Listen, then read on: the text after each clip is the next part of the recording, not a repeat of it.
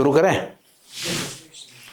باتیں ہو چکی ہیں، صرف اس کو اکٹھا یہاں میں نے کر دیا ہے تاکہ تھوڑا اچھے سے ذہن نشین کر لیں۔ بات صرف یہاں مدلس کی تھی، لیکن لگے ہاتھوں کئی چیزیں اس میں آ گئیں۔ تو مدلس میں صرف اتنی سی بات ہے کہ مدلس اس شخص سے روایت کر رہا ہے جس سے اس کی ملاقات ہے، جس سے ملاقات نہیں ہے اس سے اس کی روایت نہیں ہے۔ جس شخص سے اس کی ملاقات ہو گئی ہے اس سے وہ روایت کر رہا ہے۔ مدلس کی تعریف میں اور مرسل خفی کی تعریف میں یہ فرق ہے۔ جس شخص سے ملاقات ہے مدلس اس سے روایت کر رہا ہے، اور جس سے نہیں ملاقات ہے مرسل خفی کی اس میں روایت ہے، یعنی زمانہ صرف پایا ہے پر ملاقات نہیں ہے، تو یہ مرسل خفی ہو جائے گا۔ اور یہاں ہے مدلس کے اندر کہ ملاقات ہے پر سنا نہیں ہے، اور یہاں ہے کہ زمانہ ایک ہی دور میں دونوں ہے لیکن ان کی ملاقات ہی نہیں ہوئی ہے، وہ انڈیا میں ہے یا سعودیہ میں ہے۔ ہاں، لقیہ او لقیہ، آگے ہے، آگے تھوڑا سا ابھی اس کی بھی وضاحت ہوگی۔ یا ملاقات ہے لیکن سما نہیں ہے، تو یہ بھی مرسل خفی میں جائے گا۔ مرسل خفی جیسے ویس کرنے کی مثال ہے، ہاں ویس کرنے کی مثال ہے۔ ہاں، کس سے وہ روایت کرتے ہیں؟ مطلب ایگزام ویس کرنے کی، اللہ کے اس سے ملاقات نہیں۔ ہاں، وہ مطلق جتنے بھی تابعین ہیں اگر نبی کریم صلی اللہ علیہ وسلم سے روایت کرتے ہیں تو ان کی روایت کو کیا کہیں گے؟ ہاں، مرسل کہیں گے۔ جتنے بھی تابعین ہیں وہ نبی کریم صلی اللہ علیہ وسلم سے اگر روایت کرتے ہیں تو ان کی روایت کو مرسل کہتے ہیں۔ حسن بصری رحمہ اللہ کے اوپر آتا ہے کہ وہ کان مرسل، پھر روایت قبول کی جاتی ہے، مطلب تھوڑا وزن حسن بصری کے اوپر آتا ہے کہ کان مرسل، جی، تو ان کی روایت قبول بھی کی جاتی ہے؟ نہیں ہے، ضعیف۔ قبول کی جائے گی اگر یہ ہو، اور بعض حالات میں یہ ہو تو قبول کی جائے گی۔ مطلقاً اگر کوئی مرسل روایت ہے تو پھر اس کی روایت نہیں قبول کی جائے گی۔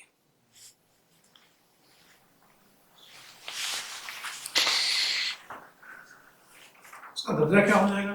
ہاں، مطابق پائی جائے یا شاید پائی جائے، تو درجہ کیا ہو جائے گا مدرس سے؟ کیا ہوا؟ مطابق مرسل میں پائی جائے، ہاں، مطابق یا نہیں، ابھی آتا ہوں، ابھی اس کی طرف آتا ہوں، ابھی صرف میں مدلس اور مرسل خفی کی بات کر رہا ہوں۔ دونوں کو اکٹھا میں نے اس لیے کیا ہے تاکہ دونوں کو الگ الگ کیا جا سکے، دونوں کو الگ کرنا مقصود ہے۔ ابھی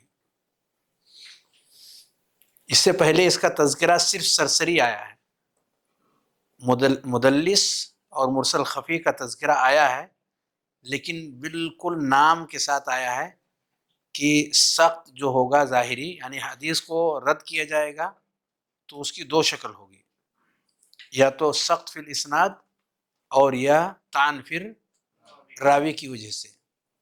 تو سخت فی الاسناد جو رہے گا اس کی دو شکل بنے گی، ایک سخت ظاہر اور دوسرا سخت خفی۔ سخت ظاہر کی مثالیں پچھلے درس میں جا چکی ہیں، اس کا تذکرہ آ چکا ہے۔ سخت خفی تو اس میں دو نام آتا ہے، ایک نام آتا ہے مدلس اور دوسرا مرسل خفی۔ تو حدیث مدلس اور حدیث مرسل خفی یہ دونوں نام آتے ہیں سخت خفی میں۔ تو ایک سخت ظاہر ہے اور ایک سخت خفی ہے، تو خفی کی یہ دونوں مثالیں آئیں گی، ان کا نام آیا ہوا ہے۔ اب یہ اس کی وضاحت ہے،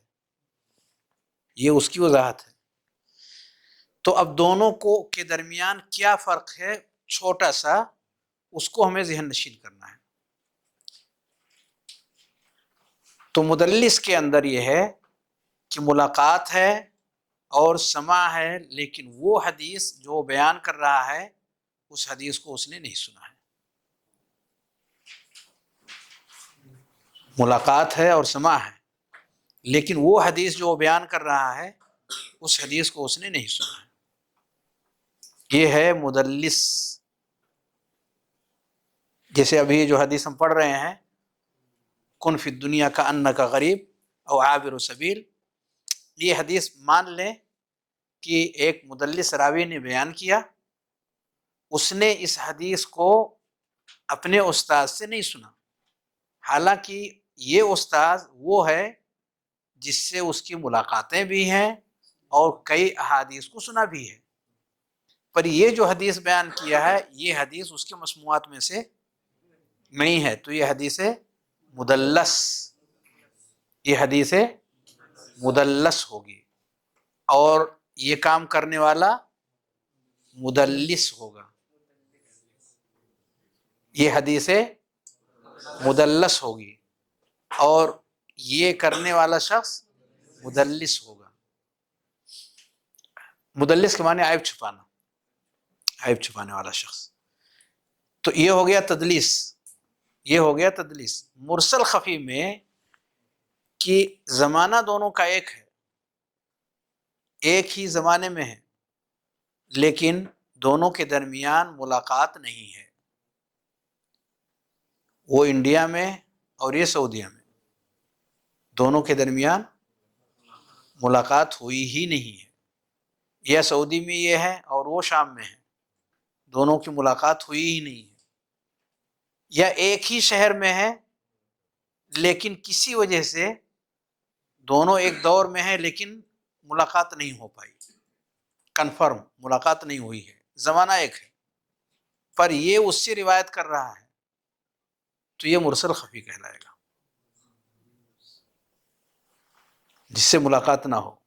یا اگر ملاقات ہو گئی ہے، جیسے ہماری آپ کی ملاقات ہو گئی لیکن کچھ بھی نہیں سنا، مدلس میں تھا، سنا ہے پر وہ حدیث نہیں سنا. مرسل خفی کے اندر کہ اس نے سنا ہی نہیں ہے، ملاقات تو ہو گئی ہے لیکن ملاقات کے بعد سماع کی نوبت نہیں آئی. آئے حج کیے مکہ مدینہ میں، کئی مشائخ سے السلام علیکم وعلیکم السلام، امام حرم، اچھا امام حرم السلام علیکم وعلیکم السلام، بس اتنے حد تک، اور اس کے علاوہ کوئی اور چیز ان سے سننے کا معاملہ نہیں پیش آیا. ملاقات ہو گئی لیکن نہ کوئی درس ہوا، نہ کوئی پروگرام ہوا، نہ اکیلے میں بیٹھک ہوئی، پھر واپس وہ چلے گئے. تو اس کو کیا بولیں گے؟ مرسل خفی. ملاقات ہوئی پر سماع ثابت نہیں ہے، سنا ہی نہیں.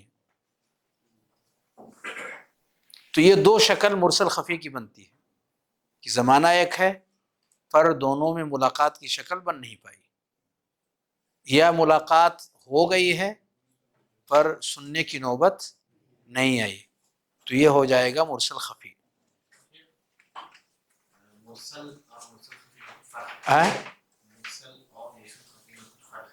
اب بتائیے، ساری حکایت آپ کے سامنے ہے، دونوں میں کچھ فرق ہے یا نہیں؟ کون بتائیں گے؟ سوال اپنی جگہ پر بہت اہم ہے. جی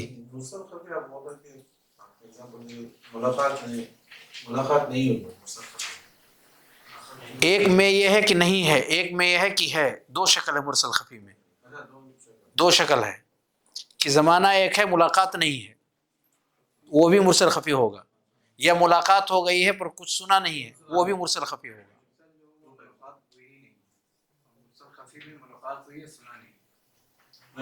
ایسا نہیں کہا میں نے، یہ دونوں مرسل خفی ہے، یہ دونوں مرسل خفی ہے. لیکن شیخ نے ابھی یہ پوچھا کہ اب اس کو ہٹا دیتا ہوں، ابھی پھر واپس آئیں گے. شیخ کہہ رہے ہیں کہ مرسل اور مرسل خفی میں فرق کیا ہے؟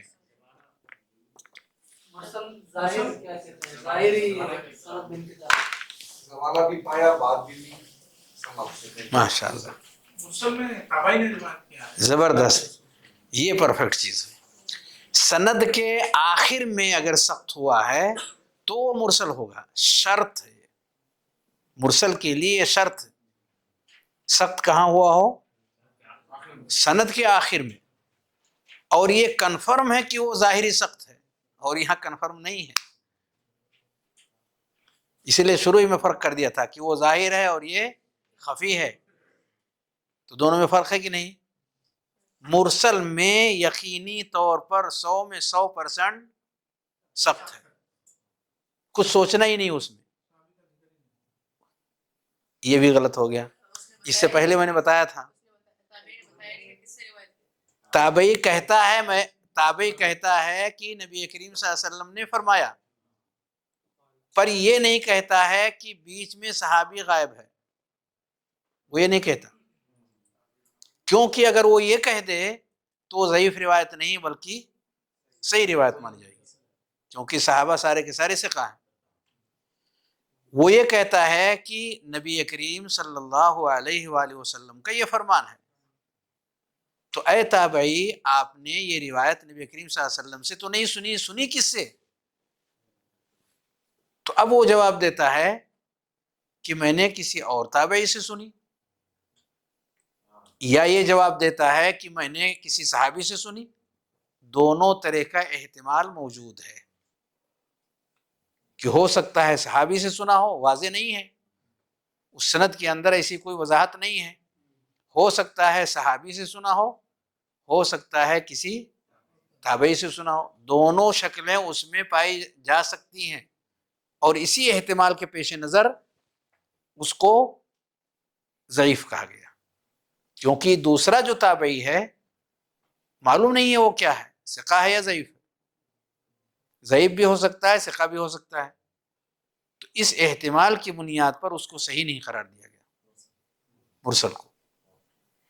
یہ ہو گیا مرسل سخت ظاہر ہے، اس کا ظاہر ہے کا مطلب یقینی سخت ہے، یہاں چھپا ہوا ہے، ہر ایک کے لیے ظاہر نہیں ہے، ہم جیسے لوگ اس میں دھوکہ کھا جائیں گے، کیونکہ دونوں کا ایک ہی زمانہ ہے، تابعی اور نبی کا زمانہ ایک ہے،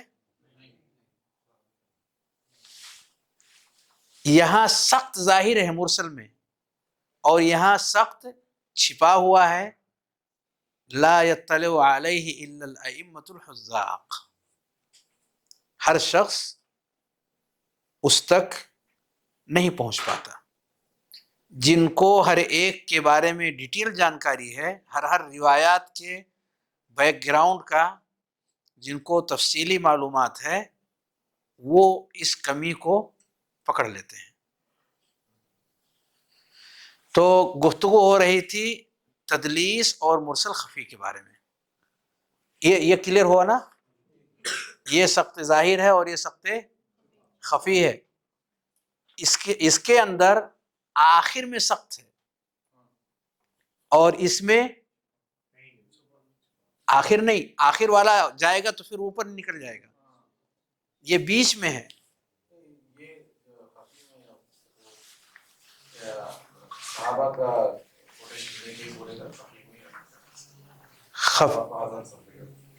مرسل خفی میں جگہ یہ نہیں بتایا گیا کہ کس جگہ ہو رہا ہے، لیکن جس سے بھی وہ روایت کر رہا ہے اس کی یہ کیفیت ہے کہ دونوں کا زمانہ ایک ہے، پر دونوں میں ملاقات نہیں ہے،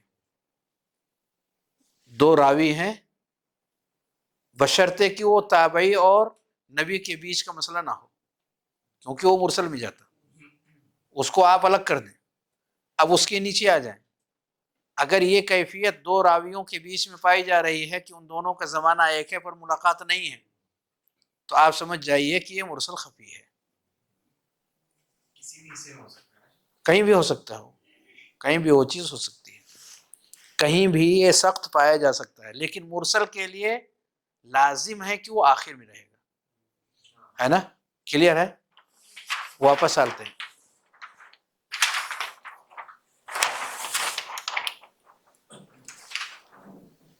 ان دونوں کو کلیئر کرنا تھا کہ یہ دونوں ملتے جلتے ہیں، تو کیا فرق ہے دونوں کے اندر؟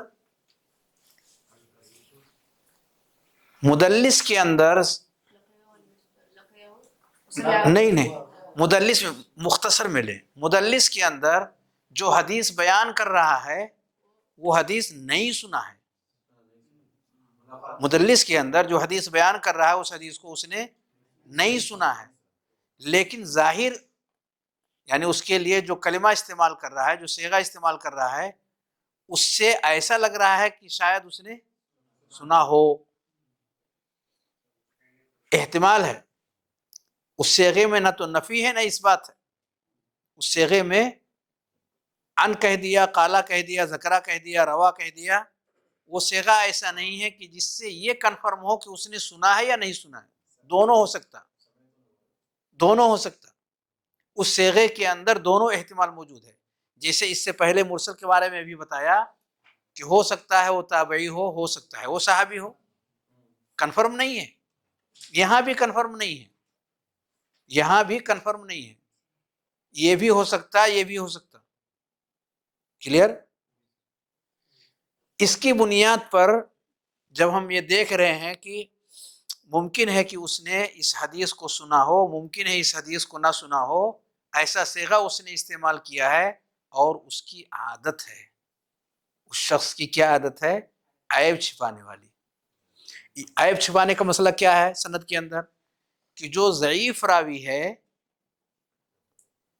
اس کو آہستہ سے غائب کر کے جو اس کے بعد کا راوی ہے اور جو ان دونوں کے درمیان کا ہے دونوں کو اکٹھا ذکر کر دیا، تو ضعیف غائب ہو گیا، ثقہ سند کے اندر نظر آ رہے ہیں، تو کیا لگے گا کہ حدیث صحیح ہے۔ پر دونوں کے بیچ میں ایسا صیغہ نہیں لایا کہ جس سے یہ سمجھ میں آئے کہ دونوں نے ایک دوسرے سے سنا ہے۔ اب اسی حدیث کو لے لیں، یہ صحیح بخاری کی ہے، یہ اس میں نہیں فٹ ہوگی، لیکن سند ایک سامنے جیسے ہے ہمارے کہ اعمش کیا ہے؟ مدلس ہیں، ہاں اعمش مدلس ہیں۔ اب انہوں نے اس حدیث کو اشعث بن سوار سے سنا ہے، سلیمان الاعمش نے، اس کو ہٹا ہی دیتا پھر واپس لے آئیں گے۔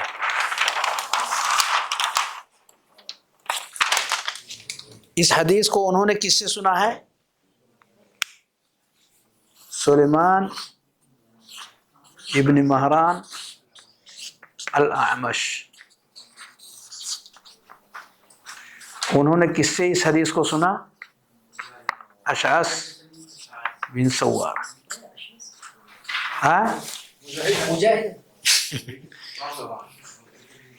اور ان سے روایت کر رہے ہیں مجاہد، اور مجاہد سے مجاہد کے بعد ابن عمر ہے، ابن عمر، میں نے الٹا لکھ دیا، نیچے لکھ دیا، اوپر سے سند آنی چاہیے، ہونا چاہیے اس کے اوپر، اشعث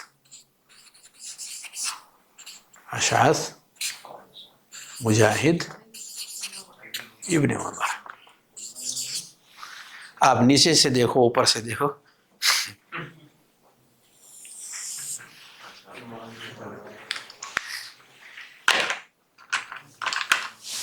اب یہ ہے مدلس، انہوں نے مثال کے طور پر ان سے تعبیر کیا، یہاں حدثنی ہے لیکن ان سے تعبیر کر رہے ہیں، فرض کرتے ہیں کہ ان سے تعبیر کر رہے ہیں کہ اعمش کہہ رہے ہیں عن مجاہد عن ابن عمر،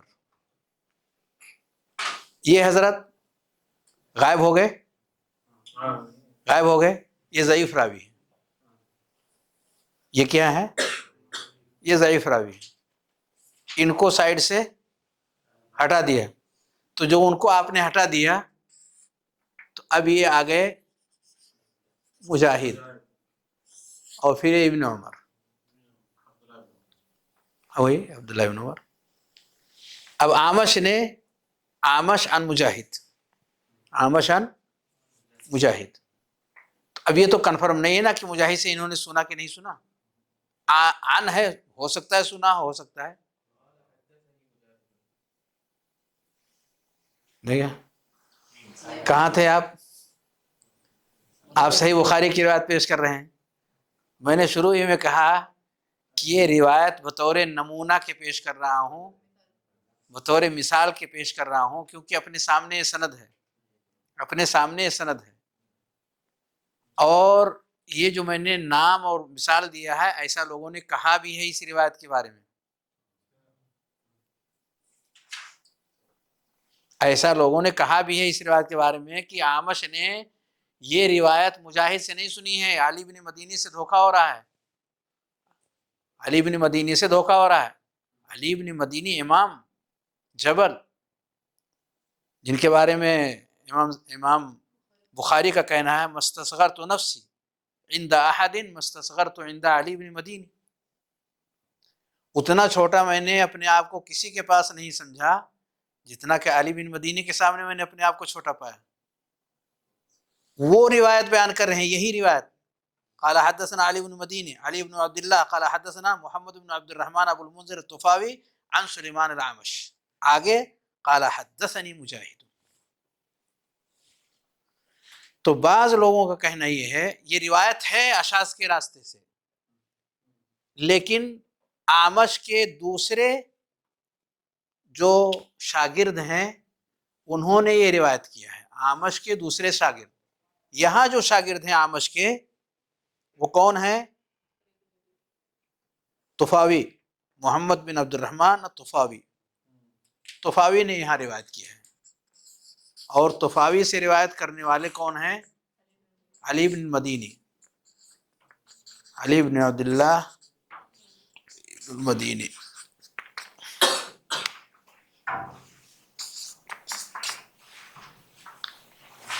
تو امام بخاری نے علی بن مدینی سے روایت کیا، انہوں نے طفاوی سے، انہوں نے اعمش سے. لوگوں کا کہنا یہ ہے، بعض لوگوں کا، کہ اعمش نے یہ روایت اشعث سے روایت کیا ہے، انہوں نے مجاہد سے، انہوں نے ابن عمر سے. اور یہ جو علی بن مدینی نے حدثنی کہہ کر کے روایت کیا، ان کے بجائے حدثنی جو کہا ہے، ان سے غلطی ہو گئی ہے، قبول نہیں کیا جائے گا علی بن مدینی سے. قاعدہ یہ ہے، ایسا لوگ بولتے ہیں کیونکہ اعمش کے اوپر یہ مدار اسناد ہے،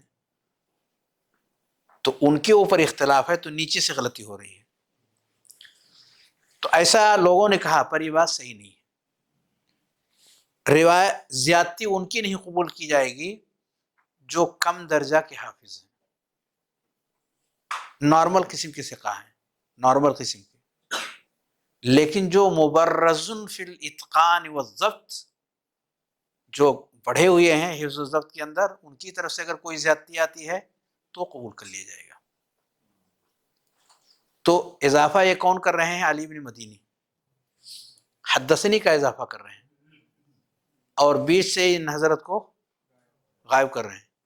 تو خیر یہ تو ہم لوگ اصل اس پہ چلے آئے. مثال میں دے رہا تھا کہ مدلس کرتا کیا ہے، مدلس ضعیف راوی کو ہٹا کے جو اس کے اوپر کے راوی ہیں ان سے روایت کو بیان کرتا ہے، ایسے صیغے کے ساتھ کہ جس کے اندر ہاں بھی ہو نہ بھی ہو، کنفرم نہ رہے کہ سنا ہے یا نہیں سنا ہے، سمیت و حدثنی نہ کہے، عن قالا ذکرہ، اس طرح کے الفاظ استعمال کرے، تو پھر وہ روایت مدلس ہوگی، وہ روایت مدلس ہوگی، قبول نہیں کی جائے گی جب تک کہ یہ صراحت نہ آ جائے. جیسے کہ پیچھے میں نے لکھا تھا حدثنی اور سمیتو، اور رب کریم کے فضل سے صحیح بخاری کی اس روایت میں حدثنی موجود ہے. تو اس مثال میں شیخ مدلس کون ہے؟ یہ ہے، یہ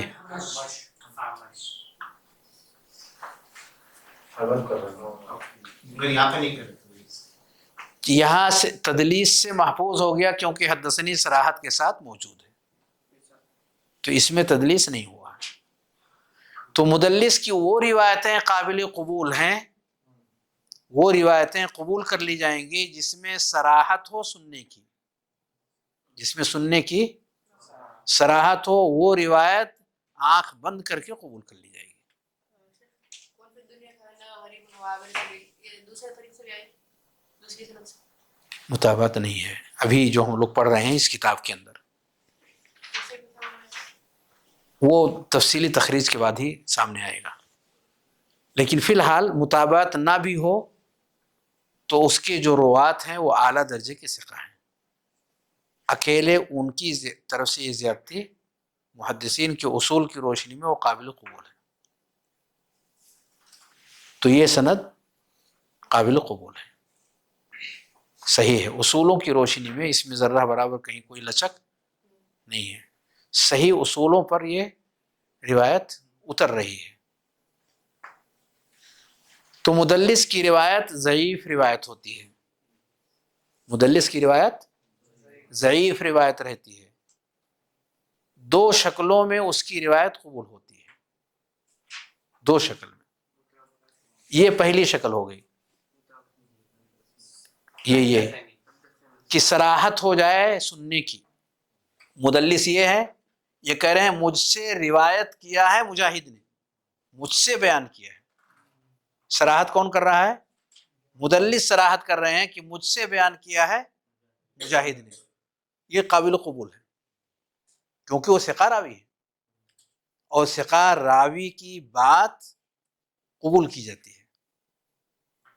ثقہ راوی کی بات قبول کی جاتی ہے، یعنی وہ جھوٹ نہیں بولتا، وہ سچ بولتا ہے، جھوٹ نہیں بولتا.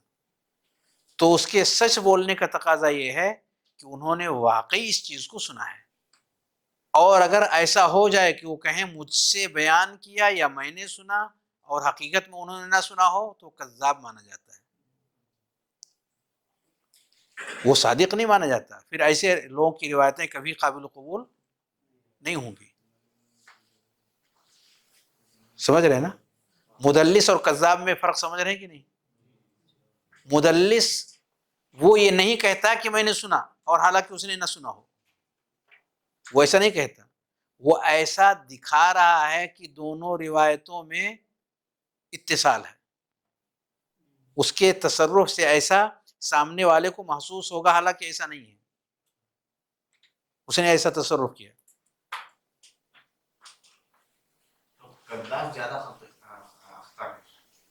کذاب یعنی وہ سچ نہیں بولتا، جھوٹ بول دیتا ہے، امر واقعی کے خلاف بیان کر رہا ہے.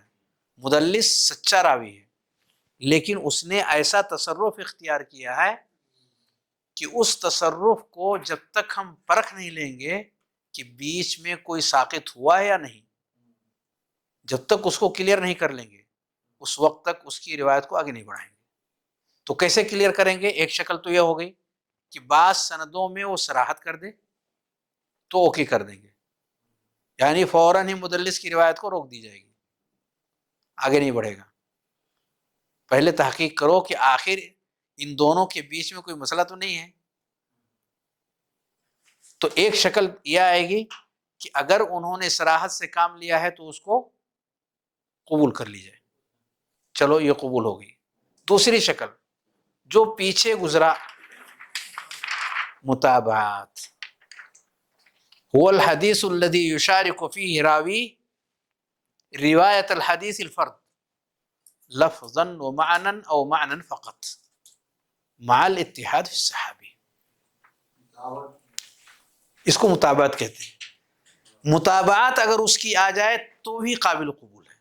تو متابعت کیا ہے؟ کہ ایک راوی ویسے ہی روایت بیان کر رہا ہو جیسے کہ دوسرے شخص نے بیان کیا ہے، اور جا کر کے اس کی روایت صحابی میں مل جائے. جا کر کے اس کی روایت کہاں مل جائے؟ صحابی میں مل جائے. یہ ہے متابعت. وہاں بھی صراحت نہیں ہوئی، یہاں کوئی پرابلم نہیں ہے، متابعت میں کوئی پرابلم نہیں ہے. صرف دیکھنا یہ ہے کہ اسی صحابی سے وہ روایت ہے یا کسی اور سے. تو اس کی روایت اسی کی روایت کی جیسی ہے، ممکن ہے لفظ بھی ویسا ہو، معنی بھی ویسا ہو، اور ممکن ہے لفظ چینج ہو گیا ہو. آئیے ذرا اس کی مثال دیکھتے ہیں. حدیث نمبر 4، حدیث نمبر 4 پڑھیے خالد. 4 حدیث رقم 4 حدیث رقم 4 يلا. قال المصنف رحمه الله حدثنا عبد الله بن مسلمة حدثنا عبد العزيز. قال المصنف رحمه عبد العزيز بن أبي حازم حدثنا عبد الله بن مسلمة حدثنا عبد العزيز بن أبي حازم عن أبيه عن سهل قال سمعت النبي صلى الله عليه وسلم يقول موضع سوت في الجنة خير من الدنيا وما فيها ولغدوة في سبيل الله أو روحة خير من الدنيا وما فيها. ما شاء الله. دوسری سند پڑھیے. قال حدثنا قبيصة حدثنا سفيان عن أبي حازم عن سهل بن سعيد عن سهل بن سعد رضي الله عنه عن النبي صلى الله عليه وسلم قال الروحة والغدوة في سبيل الله أفضل من الدنيا وما فيها. اب ذرا مجھے ایک ایک نام بتائیے. صحابی کا نام سہل بن سعد. صحابی کا نام سہل بن سعد رضی اللہ تعالیٰ عنہ. صحابی سے روایت کرنے والے جو راوی ہیں ان کا نام صحابی سے روایت کرنے والے جو راوی ہیں ان کا نام ابو حازم. ابو حازم نہیں ہے آپ لوگوں کے یہاں. ابھی حازم ہے تو ابھی ان رہے گا تو ابھی ہو جائے گا اور ان نہیں رہے گا تو ابو رہے گا. تو یہاں ان میں نے نہیں لکھا ہے. نہیں سمجھ میں آیا. جہاں ان لکھیں گے وہاں ان ابی حازم ہو جائے گا اور جہاں ان نہیں لکھیں گے وہاں کیا ہو جائے گا ابو حازم ہو جائے گا. تو یہاں میں نے ابو حازم لکھا کیونکہ پہلے ان میں نے نہیں لکھا. جی بارک اللہ فیک. ابو حازم سے روایت کرنے والے کون ہیں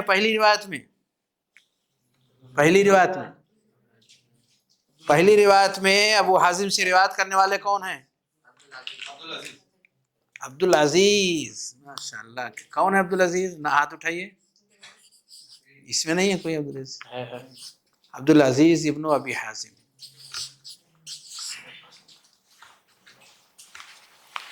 عبد العزیز سے روایت کرنے والے کون؟ عن أبي عبداللہ بن مسلمہ. احسن. حاضر دماغی کے ساتھ جواب دینا ہے. ان سے روایت کرنے والے کون؟ عبداللہ ابن مسلمہ. ان سے روایت کرنے والے کون؟ امام بخاری رحمۃ اللہ علیہ. یہ پہلی سند ہو گئی. پہلی سند یہ ہو گئی. ٹھیک ہے. پہلی سند میں ابو حازم کے بجائے ابھی ہی لکھا ہوا ہے. تو اب یہ نام پڑھیے دیکھیے یہ نام صحیح لکھا ہے. عبد العزیز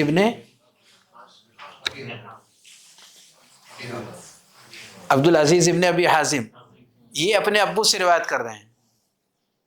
تو ابو کا مطلب ابو حازم. صحیح ہے نام. سند میں جو لکھا ہوا ہے عن ابیہ تو عن ابیہ کا مطلب یہی ہوگا کہ عبد العزیز ابن ابی حازم ابو حازم سے روایت کر رہے ہیں. ٹھیک ہے. دوسری سند دیکھیے. دوسری سند میں کون ہے کون نہیں ہے؟ دوسری سند میں کون ہے کون نہیں ہے؟ ابھی حازم ہے. نہیں ہے. ابو حازم سے روایت کرنے والے کون؟ احسنت بارک اللہ فیک. ابو حازم سے روایت کرنے والے سفیان.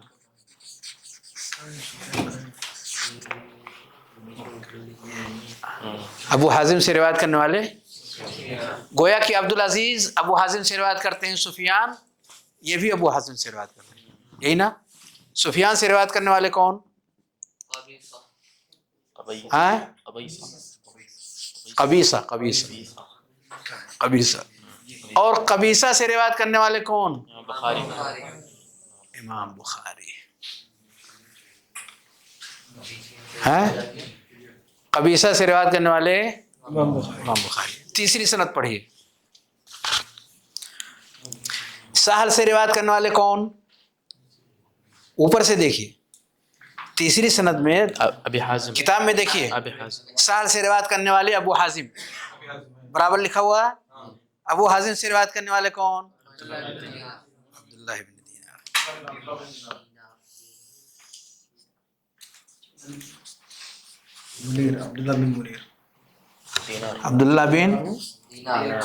عبداللہ بن دینار سے روایت کرنے والے عبدالرحمن بن عبداللہ.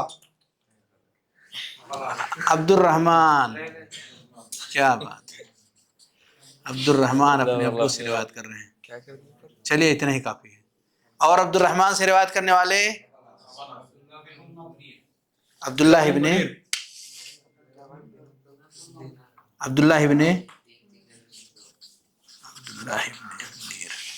سمیر. اور عبداللہ ابن منیر سے روایت کرنے والے امام بخاری. امام بخاری. ہاں 3 سندیں ہو گئی. چوتھی سند پڑھیے. سہل ابن سعد سے روایت کرنے والے ابی حازم. ابو حازم برابر. ان سے روایت کرنے والے سفیان سفیان سے روایت کرنے والے علی بن عبداللہ. ہاں علی بن عبداللہ. علی بن عبداللہ. اللہ اکبر. ایک حدیث کے 4 سندیں نکلے. علی بن عبداللہ سے روایت کرنے والے امام بخاری. بخاری رحمہ. امام بخاری. آ جائیے یہاں تک. ہیں ان سے روایت کرنے والے کون؟ امام بخاری. ہو گیا. علی بن عبداللہ یہ علی بن مدینی ہے. وہ عبد الرحمن اس میں لکھا ہوا ہے پورا نام عبد الرحمن بن عبداللہ بن دینار. کتاب میں پورا نام لکھا ہوا تھا اس لیے میں نے اتنا ہی لکھا. یہ ہے پوری سند جو یہاں لکھا ہوا ہے وہ یہاں سامنے ہے. کیا بتانا مقصود ہے؟ مطابعت کی تعریف پیچھے کیا گزری کہ ایک راوی دوسرے راوی کے ساتھ مل کر کے روایت کر رہا ہو. جیسے وہ روایت کر رہا ہے ایسے وہ بھی روایت کر رہا ہے اور دونوں صحابی میں جا کر کے مل جا رہے ہیں. تو اب ذرا دیکھیے ان کی روایت صحابی میں جا کے مل رہی ہے کہ نہیں؟ صحابی سے پہلے مل رہی ہے. صحابی سے پہلے آ کر کے مل رہی ہے. ابو حازم بھی مل جا رہے ہیں. تو جن میں آ کر کے ملتی ہے ان کو کہا جاتا ہے مدار سند. یعنی سند انہی کے اوپر آ کے گھوم جا رہی ہے. دوار بناتے ہیں نا، دوار بناتے ہیں. گاڑیاں ادھر سے بھی آتی ہیں ادھر سے بھی آتی ہیں ادھر سے بھی آتی ہیں. سرکل پھر وہیں سے گھوم جاتی ہیں چاروں طرف. یہ ابو حازم مداری اسناد ہو گئے. مداری نہیں، مداری ڈھول بجاتا ہے. دارا یا دور سے ہے وہ بھی گھماتا ہی ہے اسی لیے اس کو مداری کہتے ہیں. مدار اسناد، مدار سند.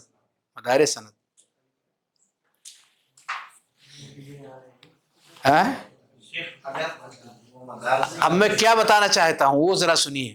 اس کو میں نے لکھا کیوں ہے؟ اس کو میں نے اس لیے لکھا کہ ہمارے سامنے یہ روایت ہے. فرض کریں یہ نمبر 1 کی جو روایت ہے یہ ہمارے سامنے روایت تھی. ہمیں محسوس ہوا کہ کوئی عبدالعزیز کی مطابعت کرنے والا ہے کہ نہیں. ہمیں تلاش ہوئی اور فرض کریں کہ یہ مدلس تھے تو اس لیے ہم کو ضرورت محسوس ہوئی کہ ان کا کوئی مشارک تلاش کریں کہ کسی نے ویسے ہی روایت کیا ہو جیسے کہ انہوں نے روایت کیا ہے، تو ڈھونڈے تو 2-3 لوگ مل گئے، 2-3 لوگ مل گئے جنہوں نے ویسے ہی روایت کیا ہے جیسے انہوں نے روایت کیا ہے، تو کہیں گے کہ سفیان نے عبدالعزیز کی متابعت کیا ابو حازم میں، اور عبداللہ بن دینار نے بھی عبدالعزیز کی متابعت کیا ابو حازم میں. تو اگر کچھ کمزوری بھی ہے عبدالعزیز کے اندر کہ وہ مدلس ہے، مثال کے طور پر انہوں نے عنانہ سے بیان کیا، تو ان کی روایت قبول کر لی جائے گی، پکی مطابقت ہو گئی نا. آ کر کے انہوں نے ویسی روایت کیا جیسے انہوں نے کیا، ابو حازم میں آ کر کے دونوں مل گئے، تو اس کو کہا جاتا ہے اعلیٰ درجے کی متابعت، متابعت تامہ، کہ دونوں کا شیخ ایک ہو جائے، تو ایک ہی شیخ میں سب لوگ آ کر کے مل رہے ہیں، شیخ سب کا ایک ہی ہے، یہ متابعت تامہ ہو جاتا ہے. کوئی بھی ہو سکتا ہے، ممکن ہے یہ مدلس ہو، ممکن ہے یہ مدلس ہو. اب ہم کو تو ایک دوسرے کی مطابقت ہو جا رہی ہے. تو اگر کوئی ایک مدلس ہے اور ہم کو یہ دیکھنا ہے کہ مدلس نے عنانہ سے روایت کیا ہے، تو ذرا دیکھیں کوئی اور ہے جو ان کی طرح سے روایت بیان کر رہا ہے یا نہیں. تو ڈھونڈے تو مل گئی روایتیں، تو جب روایتیں مل گئی تو مطابعت وہاں میں مل رہی ہے، تو اس مطابعت کے ساتھ میں اس روایت کو قبول کر لی جائے گی. یہ اس کی مثال ہے، یہ اس کی مثال ہے سمجھنے کے لیے. حالانکہ اس میں کوئی مدلس نہیں ہے، لیکن سامنے ہم لوگوں کے سامنے یہ روایت تھی، مطابعت والی روایت تھی، اس لیے اس روایت کو ہم نے یہاں پیش کر دیا ہے جو پچھلے درس میں پڑھ چکے ہیں. اور یہ بھی دیکھ لیں کہ اس کی تعریف میں پیچھے گزر چکا ہے لفظاً و معنن او معنن فقط، لفظاً و معنن او معنن فقط، کہ لفظ بھی اور معنی بھی دونوں ایک جیسا روایت کر رہے ہیں، یا لفظ ان کا الگ ہے ان کا لفظ الگ ہے لیکن دونوں کا مفہوم ایک ہے، تب بھی وہ چل جائے گا. اب ان سند کے نیچے دیکھیں جو روایتیں پیش ہوئی ہیں، وہ روایتیں میل کھا رہی ہیں یا نہیں کھا رہی ہیں؟ معنوی طور پر تو سب ایک دوسرے سے میل کھا رہی ہیں، لفظاً میں تھوڑا سا کہیں کہیں کمی زیادتی ہے، کہیں اختصار ہے، کہیں لمبا ہے، کہیں مختصر ہے، اس طرح کی چیزیں موجود ہیں. تو یہ مطابعت کی اعلیٰ درجے کی مثال ہے جو یہاں پر ذکر ہوئی. یہ سب ایک ہی سند کے روات ہیں، ایک ہی سند کے الگ الگ روات ہیں. شاہد کی مثال کیا ہے؟ ٹائم ہے کہ ختم ہو گیا؟ ہم لوگ حدیث پڑھنے آئے تھے، مصطلح پڑھنے لگے. ہاں، صحابی سے پہلے جو ہے ان پر سب ملنا ضروری ہے، سب حاضر. استاذ پہ ملنا، استاذ اگر صحابی بن رہا ہے تو مطابقت عامہ ہو جائے گا. استاذ اس کے نیچے اگر ہے اس پہ آ کر کے سب مل جا رہے ہیں، جیسے یہاں آ کر کے مل گئے، تو جہاں بھی آ کر کے مل جائیں گے وہاں مطابقت عامہ ہوگا. اور اس کے اوپر اگر مل رہے ہیں، یعنی راوی یہاں نیچے ہے، اس کو مطابقت کی ضرورت ہے، یہ عبداللہ بن مسلمہ کو، عبدالعزیز کو نہیں ضرورت تھی، گڑبڑی ان کے اندر ہے مثال کے طور پر، اور مل رہے ہیں ابو حازم میں، تو یہ مطابقت قاصرہ ہوگا. اس سے بھی قوت ملتی ہے اعلیٰ درجے کی، لیکن اس کے بنسبت تھوڑا کم رہتا ہے. یہ مطابقت قاصرہ ہے، وہ مطابقت عامہ ہے، یعنی ان کو ضرورت تھی قوت کی. ان کے شیخ یہ ہیں، یہاں آ کر کے سب لوگ نہیں ملے بلکہ ان کے اوپر جا کر کے ملے، تو اب یہ مطابقت قاصرہ ہو جائے گا. اس کے شیخ میں ملنا، جن کو ضرورت ہے مطابقت کی ان کے شیخ میں ملنا تو یہ تامہ ہوگا، اور جن کو ضرورت ہے ان کے شیخ میں نہ مل کر کے اوپر اگر جا کے مل رہے ہیں تو یہ قاصرہ ہو جائے گا. قابل اعلیٰ درجے کے قابل قبول ہے. ہاں، یہ مطابقت کوئی بھی ہو، قاصرہ ہو تامہ ہو. ہاں، یہی ہے مدار سند. یہ ابو حازم، یہ مدار سند جس پہ آ کر مل رہے ہیں وہی مدار سند رہیں گے. اگر یہ مدلس ہو گئے اور یہاں مل رہے ہیں، یہاں اگر مل رہے ہیں تو یہ مدار سند ہو گئے، اگر وہیں مل رہے ہیں تو وہی مدار سند رہیں گے. جہاں مل رہے ہیں مدار سند وہیں رہیں گے. یہ مثال متابعت کی ہوئی، میرے خیال سے زیادہ ہو جا رہا ہے تو چھوڑ دیتے ہیں دوسرا والا.